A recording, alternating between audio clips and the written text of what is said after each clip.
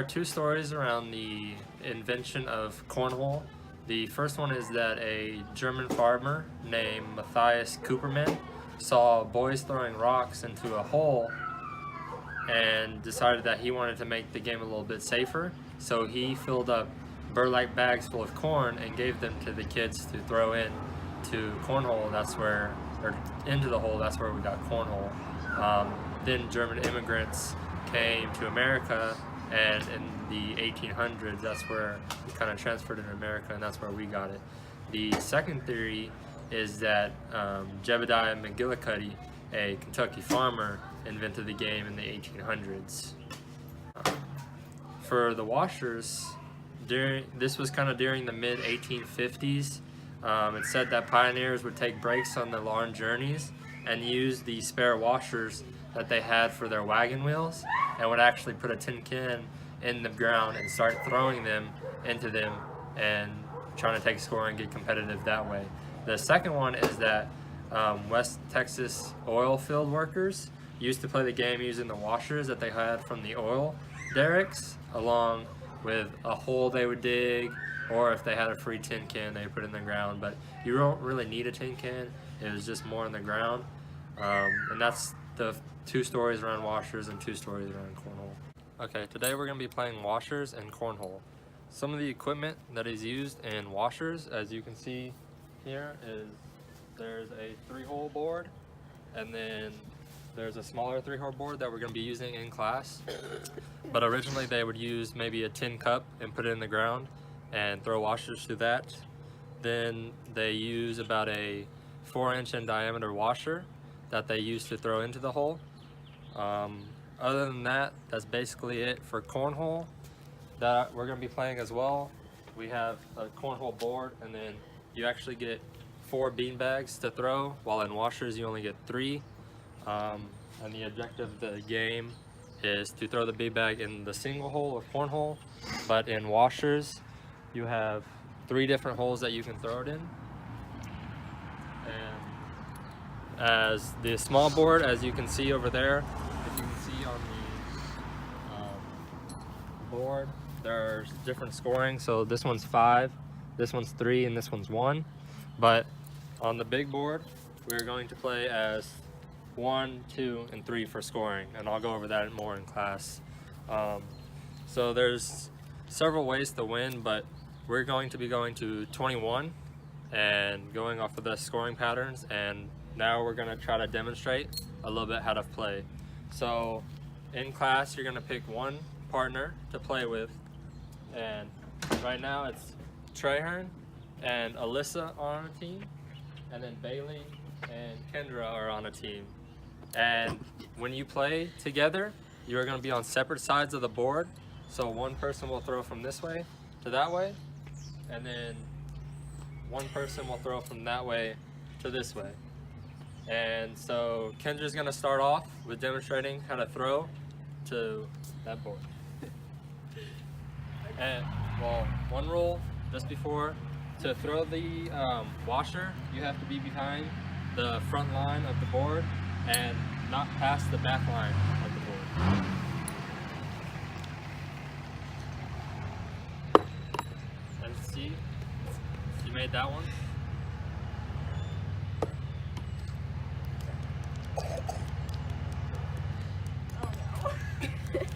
So as she threw those, you might have saw how she made one in the 2 slot, but she missed the other 2. So Bailey's not going to pick up her washers yet until Trahern throws, just in case Trahern hits one of them.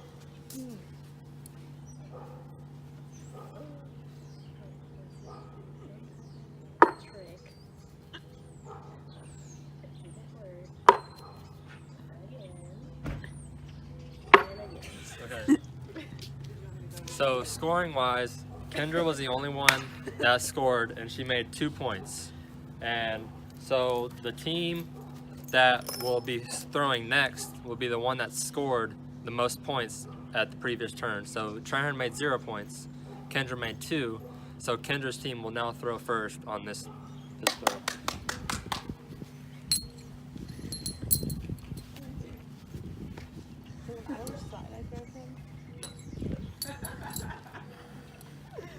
And that's a good point. Bailey just asked, does it matter which side you throw from? No, you can throw from either side, which one is comfortable, but you have to stay within the board length.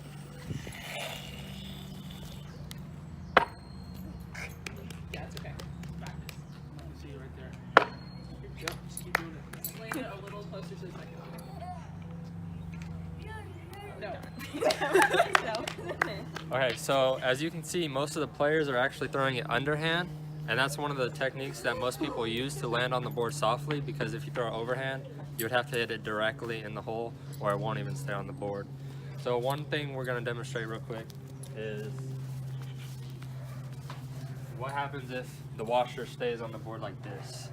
That actually, you don't want to pick that up until the other team has thrown, because they can hit that in for you, and then you get an extra point. So that's why Kendra's not going to pick up Bailey's washers right now until Alyssa throws. Right here? Yep.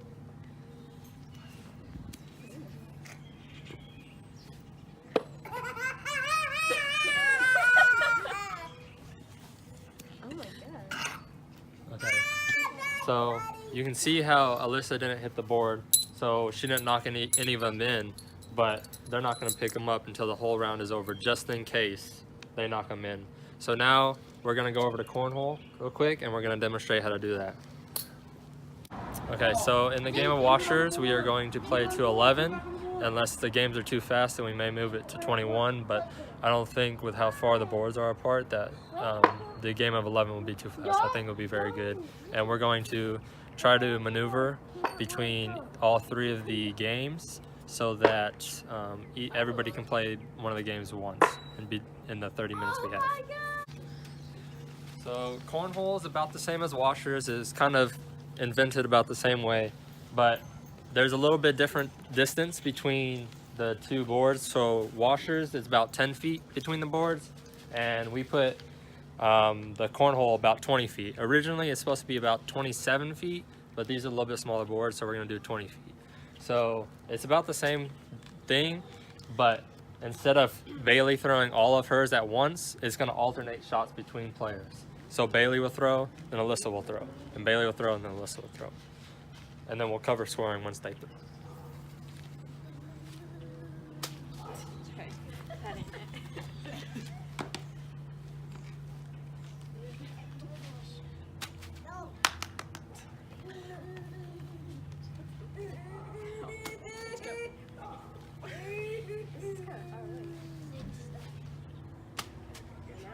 Too far.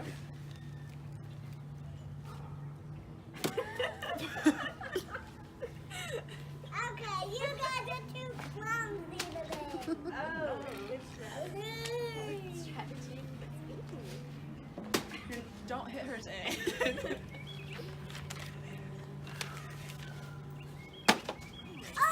All right, wait. Just-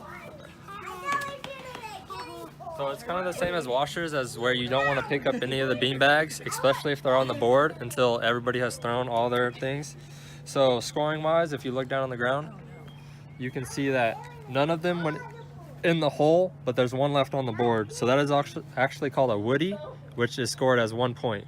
And we go to 21 points within the game of cornhole. Treherne and Alyssa's team gets 1 point, while Kendra gets 0. So Treherne will throw first on this turn. Thank you. Oh, you need this side? Hey,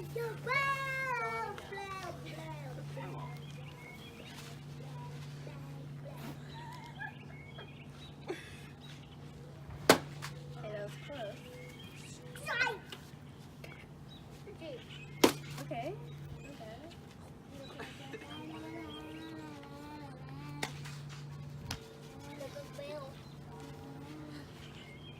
Oh, that was Shanae. The win.